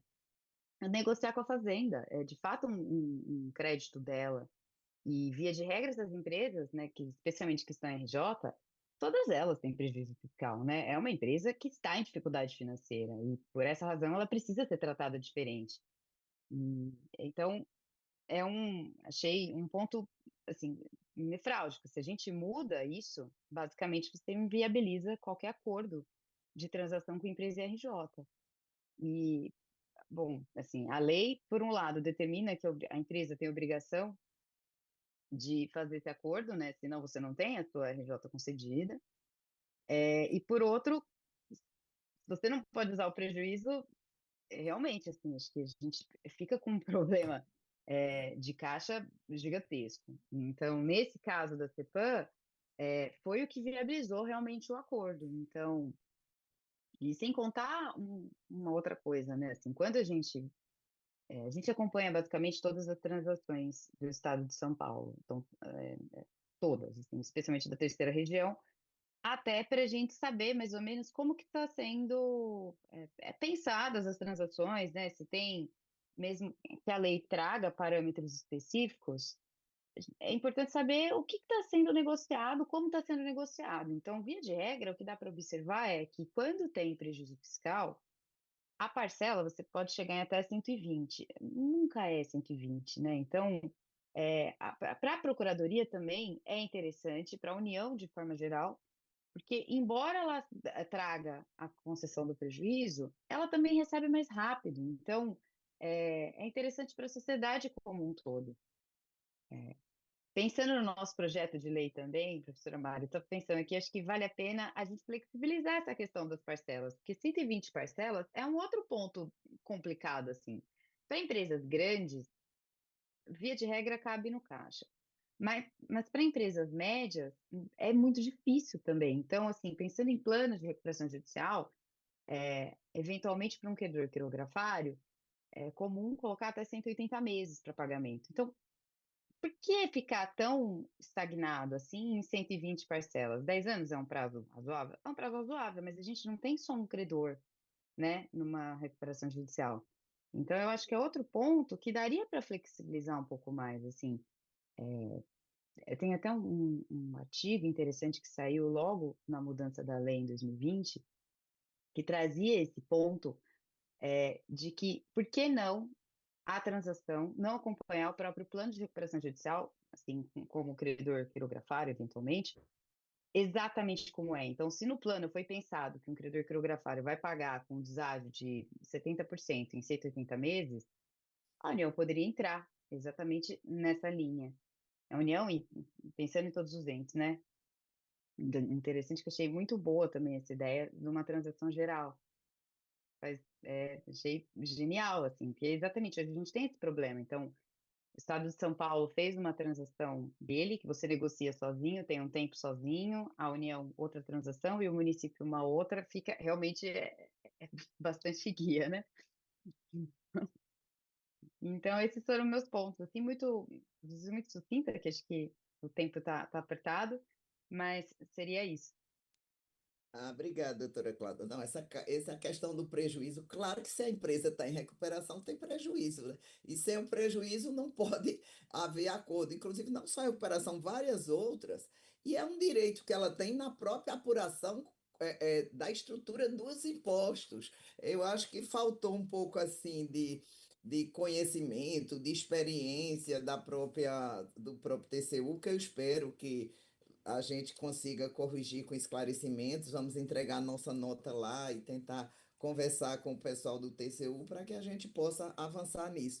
E essa visão conjunta que você trouxe, de não só os fiscos se unirem, mas também sentar numa mesa, num mesão grande, assim, ó, bota aqui os outros devedores, coisa, ó, isso aqui é um balaio que a fonte é uma, né? Então a gente precisa adequar para todo mundo. Realmente foi muito interessante. Doutor Felipe, agora a bola é sua, vou lhe dar 10 minutos porque lhe questionaram demais, você merece, viu? Bom, eu queria parabenizar a todos aí pelas excelentes exposições. Anotei 3 pontos aqui para priorizar. Se eu tiver esquecido de alguma coisa importante, por favor, me falem que aí depois eu retomo, tá? A doutora Mariel perguntou sobre a questão dos 120 ou 145 meses, né, para a empresa em RJ. É, a ideia, quando a gente fez lá o artigo 10C da Lei 10.522, foi ter um tratamento diferenciado, né, mais benéfico para empresas recuperandas. Então, na época, o limite máximo da Lei 13.988 eram 84 meses, e aí já tinha um plus, né, já tinha um diferencial para micro e pequenas empresas, eu acho que já era até 145 ali para micro e pequenas empresas. E para recuperandas, já na 10.522 ficaram 120 meses. E aí lá mesmo no 10C fala que observado o disposto no artigo tal da Lei 13.988, que é justamente essa diferenciação das micro e pequenas empresas. Então fica os 120 meses, podendo chegar até 145 se for micro e pequena empresa. Lógico que isso aí vai poder impactar eventualmente nos descontos, enfim, aí vai depender da negociação, se for transação individual. Eventualmente, quanto maior o prazo, pode se limitar a alguma outra questão, né? Entra na questão negocial. Tem um detalhe, né, que a 10.522 permite uma concessão adicional de até 12 meses de prazo para recuperandas que desenvolvam projetos sociais. Essa é uma previsão que nunca foi regulamentada, né, mas, a princípio, ela pode até ser considerada auto-aplicável, né? Então, poderíamos pensar aqui numa negociação com recuperandas em que o prazo chegasse até em 157 meses, né? 145 mais 12. Observado o limite lá do previdenciário, né? De até 60 meses, naturalmente, por ser de imposição constitucional. Outro ponto que eu acho que é muito atual, que também foi citado pela doutora Marielba, eu não poderia deixar de comentar, a questão do devedor quanto mais, né? O PLP, acho que é 125, foi aprovado no Senado, e, segundo o burburinho político nos anuncia, né, deve ser votado na semana que vem pela Câmara dos Deputados. Eu acho que há um interesse claro do governo de passar do jeito que passou no Senado e a sanção, enfim, passar isso com a maior agilidade possível. até pelas recentes operações aí que a gente viu na mídia, né? Eu tenho minhas ressalvas ao projeto. Acho que assim, a gente precisa sim ter uma regulamentação do devedor quanto mais no Brasil. O PLP não se limita a isso, né? Traz outras coisas lá juntos, algumas iniciativas lá da Receita Federal. Mas acho que assim, na própria conceituação do devedor quanto mais, apesar de ter elementos de fraude ali envolvido, né? Não é só a questão da dívida. Acho que bom, a gente não precisa, lógico, tentar inserir esse conceito na legislação federal, partindo da premissa que a gente vamos iniciar com um projeto perfeito aqui, isso aí é inexistente. A gente tem que colocar o carro na rua para depois ajustar. Acho que para a gente que vivencia o direito tributário, a gente tem que ter essa consciência, né? A própria transação não nasceu perfeita, nem é perfeita, a gente tem que sempre fazer ajustes. Mas me preocupa muito essa ideia, doutora Marielbe, de confundir é, é, o combate ao fraudador com a necessidade de você simplesmente quebrar a empresa e zerar uma arrecadação, sabe? Acho que a gente tem que separar as situações. Não sei se o melhor caminho seria o fisco pedir a falência das empresas que são devedoras quanto mais, de modo a conseguir vender a empresa para outra pessoa operar, ou algum tipo de intervenção na empresa. Mas simplesmente você dizer, ó, você é devedor quanto mais e não pode mais negociar nada e isso aqui vai virar pó, o fisco não quer mais saber de arrecadar nada, a gente só quer zerar isso aqui. Eu acho que você confunde as pessoas físicas que praticaram a fraude com a PJ, que no final das contas ela só estava sendo mal gerida, né? E você tem uma série de benefícios sociais ali gerados por aquela atividade, enfim. Então eu vejo com muita preocupação isso, e de fato, se passar o projeto do jeito que está, a gente corre o risco a gente tem que tomar cuidado com o que a gente deseja, porque pode acontecer, né? O que a gente deseja. E aí no dia seguinte, a gente pode ter inúmeras empresas que poderiam pagar alguma coisa com a transação, não podendo mais transacionar, né? Eu vejo isso com muita preocupação, algo que tem que ser debatido aí, considerado. Por mais que o projeto passe do jeito que está, eu acho que como uma etapa seguinte tem que se pensar em ajustes a esse respeito, porque ainda vão ter os processos administrativos, né, de qualificação de devedores quanto mais, regulamentações. Então, nesse período aí, talvez se possa aproveitar para fazer esse tipo de ajuste. E por fim, o terceiro tema que eu selecionei para responder, acho que tem vários outros, mas enfim, priorizei aqui, diz respeito ao FGTS, né, que o doutor Antônio Carlos bem mencionou. Na minha avaliação, o FGTS é o principal problema hoje de atuação da Fazenda Nacional nas recuperações judiciais e nas falências também. A gente tem um claro problema de ordem legislativa, a legislação não é clara, né? Se quer apostar na legitimidade da Fazenda para representar o FGTS na cobrança, ou se quer apostar na legitimidade do trabalhador. Temos problemas operacionais aí, envolvidos, né? As certidões de crédito trabalhistas não trazem detalhes suficientes para identificar qual a parcela do FGTS, de onde ela veio, qual o período, e aí do mesmo jeito, os créditos de FGTS cobrados pela Fazenda Nacional nem sempre trazem esses elementos, já que as autuações do não rescisório, né, do FGTS mensal, anteriores ali a 2012, salvo engano, não traziam esses elementos. Então você tem uma não individualização do lado do trabalhador cobrando e uma não individualização do lado do fisco cobrando. Entre esse problema do pagamento direto aí que o doutor Antônio Carlos citou, ninguém sabe se o FGTS se sujeita ou não à recuperação judicial diante disso, e se sujeita, se entra tudo, se não entra tudo. Enfim, é uma confusão danada, e eu acho que a gente tem que trabalhar tanto na seara legislativa, quanto com base na legislação atual, para buscar soluções. Acho que o CNJ poderia assumir essa frente, e o próprio Conselho Curador do FGTS, que tem uma composição mista, né? Então seria muito interessante a gente também contar com o apoio aí das entidades aí, da advocacia, para fazer essa interlocução lá com o pessoal do Conselho Curador, de modo a buscar prioridade, né, para esse tipo de tema, e a gente buscar soluções. Eu confesso que eu entendo bem, eu enxergo muito claramente os problemas. Eu não sei qual seria a melhor solução, porque eu não sou nenhum grande especialista em FGTS, né? Então, acho que a gente, quanto mais gente sentar na mesa que entenda do tema, a gente vai conseguir buscar soluções de meio termo. Se tiver que ser só por alteração legislativa, bom, a gente vai buscar isso também, não há problema algum, né? Mas a gente vai ter que também tratar o passado de alguma forma. Então, eram basicamente esses pontos, doutora Marielbe, e depois posso abordar outros se eu tiver esquecido de algum. E Obrigada, doutor Felipe. A gente tentou trabalhar ainda no PL 124, mas como ele tem uma pressa, ele já não comporta mais emendas, que é exatamente que trata dessa questão de transação. Aliás, 125, meu Deus, é que eu misturo, é tanto número. O 125 é o Código de Punição do Contribuinte, ou seja, até a própria ministra Regina Helena ficou triste, né, de que tantos direitos, que era ser Código de Defesa do Contribuinte, foram retirados. Até eu sei que o legislativo manda, o legislativo tudo, não cabe a gente, mas realmente a gente, o 125 a gente tentou trabalhar, mas não sei, porque o conceito de fraude não ficou lá. Então, eu acho que quanto mais tem que haver em algum momento dizendo que tem uma fraude no meio, para não distinguir do adimplente. Tem ainda o PL 124 que trata do processo, aí esse é o 124 mesmo. A gente também tentou fazer, mas ele já não comporta mais emendas. Mas tem aí um outro PL, que é o 2483, etc., que talvez a gente consiga fazer. E aí também, doutor Felipe, eu não digo o senhor assinar o termo de cooperação também que a doutora Roseli aí sugeriu, mas de repente, doutor Otto, a gente se juntar para pensar em como aperfeiçoar o Instituto. Ou seja, tudo é uma evolução, é a experiência que vai fazendo mudar. Agora vamos entrar numa rodada final, né?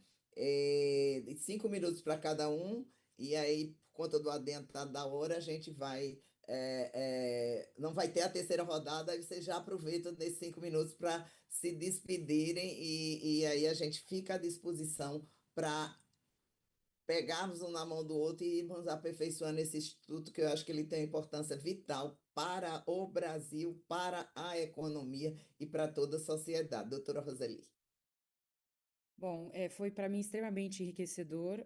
Eu acho que tentando fazer um apanhado aqui, acho que no primeiro momento, né, as empresas têm que ser viáveis, né? Eu acho que tem que ter tem uma questão muito séria aqui que a gente tem que separar o joio do trigo. Eu acho que é importante tentar ser mais binário, ou seja, gente, porque assim, quando você tem o que gera insegurança? O Otto falou uma coisa muito interessante, né? Assim, se eu quero um fresh start, eu vou precisar de dinheiro, eu vou precisar de novo, eu vou ter que ter segurança. Então, vamos lá. Se eu preciso de dinheiro novo, eu preciso ter segurança. E o judiciário precisa entender isso e precisa entender que isso é necessário. Por outro lado, existem empresas que não são viáveis, doutor Felipe. Não são viáveis e não faz, eventualmente, nem sentido que se perca tempo. Agora, tem que estudar efetivamente o que é viabilidade. Viabilidade econômica, viabilidade que é do segmento dessa empresa, que é da questão da área dessa empresa, de como é que está realmente isso. Não é simplesmente olhar um balanço estático. Um balanço estático, aliás, gente, eu não sou, pelo amor de Deus, eu também não sou da área tributária, tá, gente? Eu admiro profundamente, porque quanto mais eu tento entender, menos eu entendo. Então, eu estou tentando aqui fazer com vocês que são especialistas e eu tive uma manhã realmente muito produtiva. Mas, voltando aqui, poxa, vamos olhar para um balanço, mas vamos entender o fluxo de caixa, vamos ver as perspectivas, quer dizer, pessoas realmente técnicas para entender se essa empresa é viável ou não. Se essa empresa não é viável, mecanismo americano, gente, atenção, dá lugar para outra. Vai à falência, dá lugar para outra, isso segue. Agora, ela é viável? Nós tivemos evolução legislativa significativa e o doutor Felipe está aqui para dizer isso e representa muito bem isso. Só o fato de ter a transação e da gente sentar à mesa já é uma coisa excelente. Legal, desafios do Brasil. Então, isso é um avanço inevitável. Então, nós temos que reconhecer, e tivemos aqui noticiados pelo doutor Antônio, pela doutora Maria, dizendo, tivemos sucesso. Certamente o doutor Felipe também pode trazer inúmeros sucessos. Quer dizer, temos que celebrar isso, temos que celebrar a evolução. Mas, por outro lado, como trouxe a Mari, eu acho que também o doutor Antônio falou, agora, perdão que eu já não me lembro quem foi. Espera um pouquinho. Você senta na mesa com uma entidade, aí você senta na mesa com outra entidade. E você fala assim, bom, aí um fala, um vota. Mas aí não dá. Aí o principal o saco é o mesmo. Então, se o saco é o mesmo, como é que eu faço se o saco é o mesmo? Se você pegar na sua economia doméstica, o saco também é o mesmo, né? Ou você pode até outras fontes de receita, né? No sentido de uma economia de casal, mas de uma família. Mas o saco é o mesmo, você vai colocar tudo no mesmo saco. Tá, mas aí você vai ter que pagar, vai estar no mesmo saco. Então, eu acho que nesse sentido a gente tem que tentar com que conversemos e entendamos que a dinâmica tem que ser muito próxima, independentemente se é FGTS ou não, que eu no pormenor, então, aqui eu entendo menos ainda o FGTS, mas, assim, que eu vi que é uma situação realmente muito específica, muito bem colocada pelo doutor Antônio. Mas, gente, independentemente do FGTS, os fiscais são diferentes, a cabeça é diferente, a forma é diferente. E, desculpa, eu acho que o que nós não estamos entendendo, acho eu aqui, e olhando um pouco do que eu analisei dos aspectos das iniciativas internacionais e daquilo que se conseguiu internacionalmente, ou nós estamos no mesmo barco, ou nós não estamos no mesmo barco. Assim, eu acho que o que se quer aqui é estar no mesmo barco. Em que sentido isso? O fisco quer arrecadar, tem que arrecadar, tem que ter a sua função e é essencial à economia, ao país, está tudo certo. Só que assim, se não tiver a transação muito bem estruturada, e eu trouxe essa questão da inovação, que podem me chamar do que eram, né, de louca, do yield fiscal, podem me chamar, mas o nome pode ser outro, doutor Felipe, doutor Antônio, Otto, Maria, Mari, não tem problema nenhum, só trouxe com uma provocação. A gente tem que falar a mesma língua, por isso que eu trouxe o yield. Porque quando você faz uma negociação com uma empresa, você fala yield, todo mundo sabe o que é, fala ROI, todo mundo sabe o que é. Então, sabe que talvez esteja precisando aqui, independentemente do PL, do não sei o quê, da lei, da instituição, do que for da normatização, sabe o que nós temos que falar? A mesma língua. E mais do que isso, tá no mesmo barco. E assim, o objetivo é arrecadação. Vai conseguir, doutor Felipe, 100%? Claro que não vai, porque a empresa já nem consegue. Então a gente tem que partir do pressuposto, prejuízo fiscal, outra coisa, prejuízo. É claro que tem que se levar em conta. Como é que a pessoa no prejuízo, ela nem consegue pagar as contas dela, ela não está conseguindo, independentemente da motivação. Volto a dizer, estou falando de empresas viáveis. Vamos separar, não estou falando de oportunismo, doutor Felipe. Oportunismo tem que ser tratado de outra forma, estamos falando de outra coisa. Nós estamos falando, e atende justamente a geração de empregos, os outros credores que também têm direito, não é mesmo? E, obviamente, dar lugar, eventualmente ou não, a empresas novas quando de fato tem que falir. Desculpa a minha entonação, porque eu acho que a gente caminhar mais com diálogo, volto a dizer, eu até tenho xícara de natalina, porque eu adoro Natal, acho que é um momento de reflexão mesmo. Então, é assim, façamos a nossa reflexão, estejamos todos juntos, e eu gostei muito de ter ouvido cada um de vocês, sinceramente, porque eu saio daqui com mais vontade de fazer alguma coisa e com mais vontade de saber que, doutor Felipe, assim, nós estamos mesmo no mesmo barco e dá para perceber o quanto você é receptivo a isso. E isso é extremamente importante para todos que estão aqui na mesa, porque você está sentado à mesa conosco. Eu queria mais uma vez agradecer a Mari, que você é incrível, admiração profunda. Eu quero mesmo ficar à disposição de cada um de vocês. E meu tempo acabou. Então, muito obrigada e desejo um Feliz Natal a todos, porque eu adoro essa época do ano, como eu já disse. Ai, nossa. Inclusive, olha, hoje é sexta-feira, a prática da felicidade, meu livro sobre felicidade aqui, para a gente entrar nesse clima natalino, resolvendo os problemas. É, e aí, só uma coisa que me alertou, doutor Felipe, levar o caso da FGTS para a SEJAN. SEJAN é a Câmara de Promoção de Segurança Jurídica no Ambiente de Negócios, e da qual eu sou membro com muito orgulho, e o Brasil está bem na cabeça. Eu acho que o FGTS pode ser chamado para a AGU, para uma mesa lá de negociações. Eu acho que, Antônio, anota isso aí para a gente botar isso em prática para a próxima resolução. Obrigada, doutora Zília, é um prazer imenso estar aqui e muito orgulho de estar ao seu lado, uma mulher retada, né, como a gente diz em Pernambuco. Doutor Otto.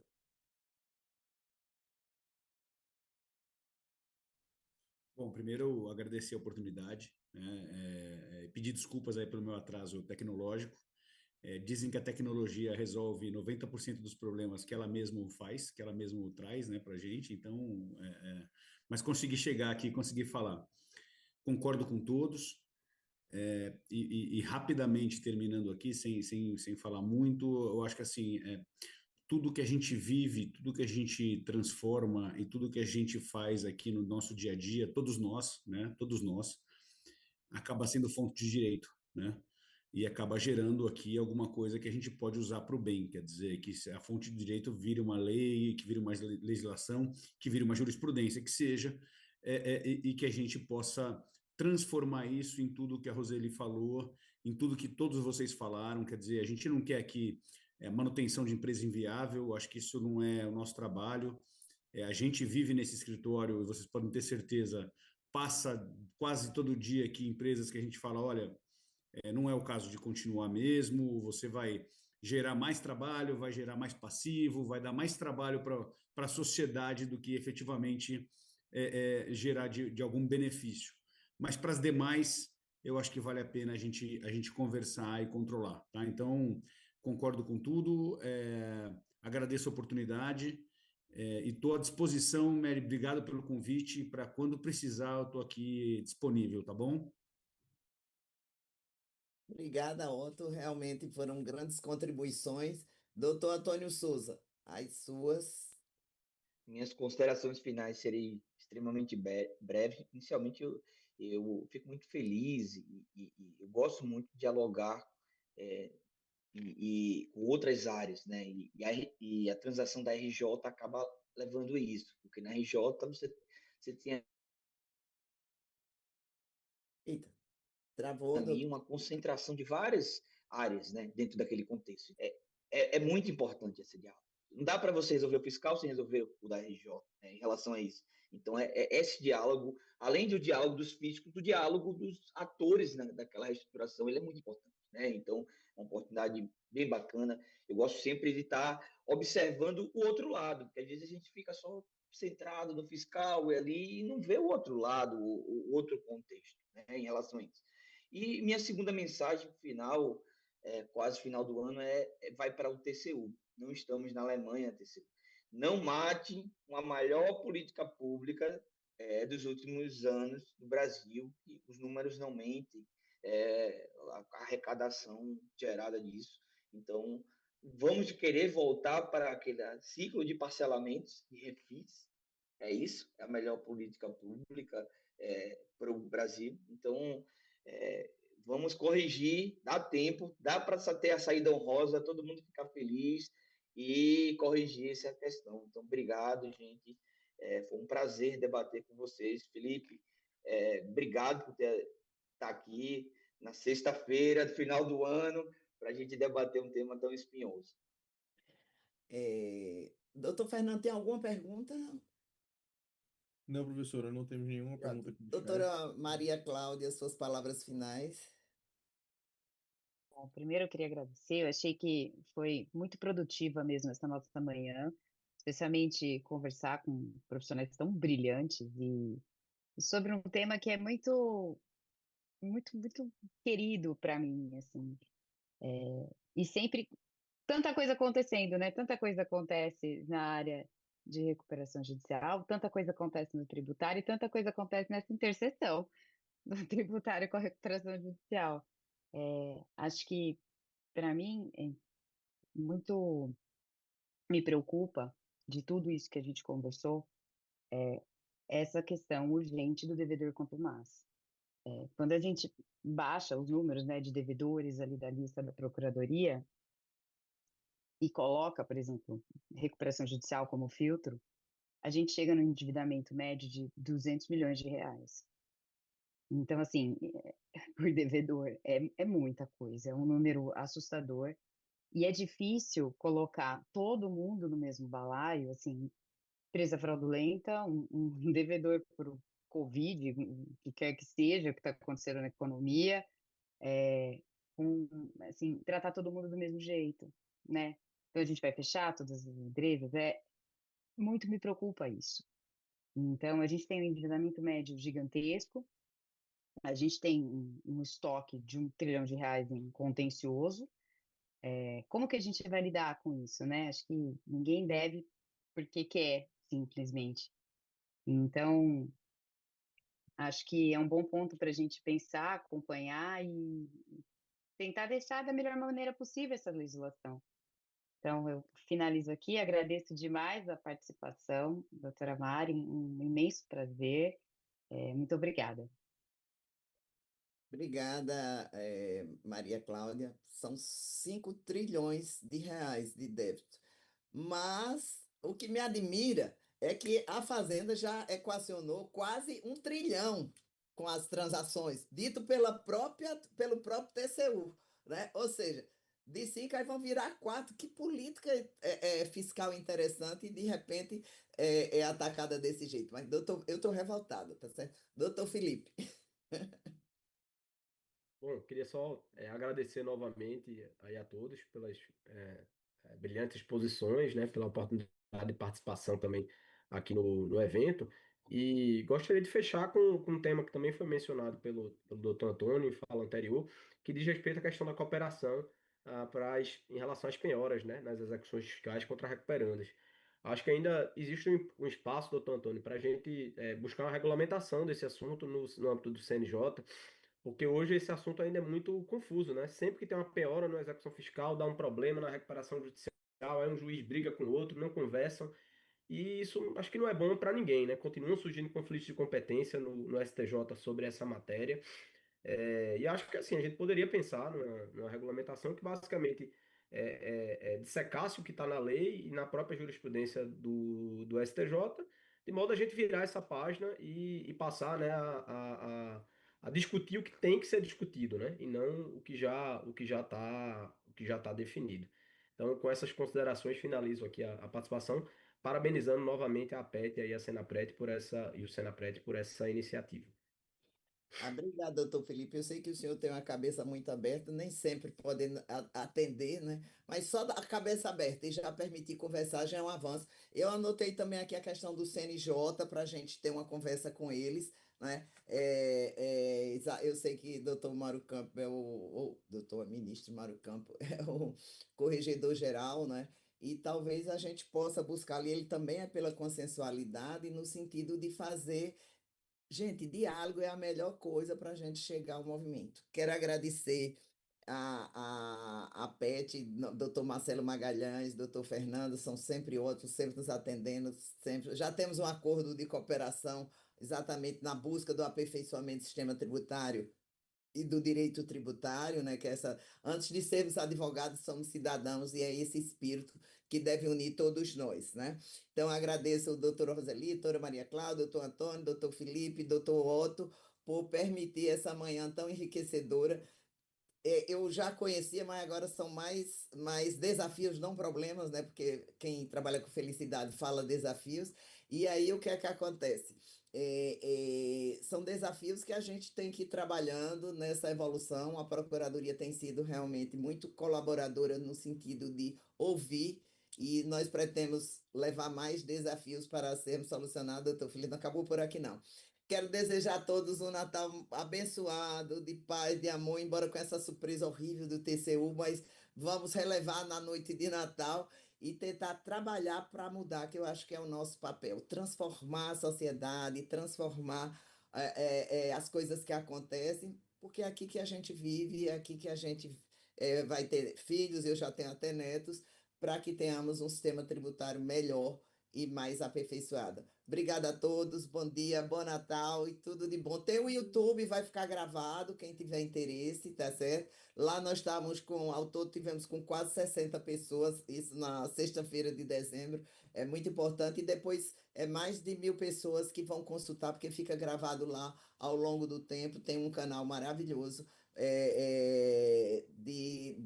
onde a gente pode acessar todas essas discussões e esses eventos.